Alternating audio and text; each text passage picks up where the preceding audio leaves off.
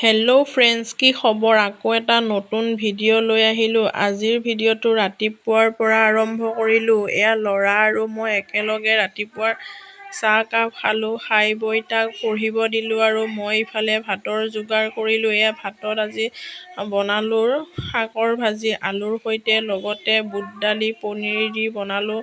তাৰপিছত আৰু কিবা কিবি বনালোঁ। সকলোখিনি দেখুওৱা সম্ভৱ নহয়। এতিয়া ভাতৰ থালিখনকে দেখালোঁ। তাৰপিছত ল'ৰা আৰু মই দুয়োজনে একেলগে ভাতসাজ খালোঁ। মানুহজন যিহেতুকে ঘৰত নাছিল, সেইকাৰণে তেওঁক দেখুওৱা নহ'ল। তাৰপিছত ওচৰৰ বৌজনীৰ ঘৰত মিটিং আছিল, সেয়া মিটিঙত আহিলোঁ।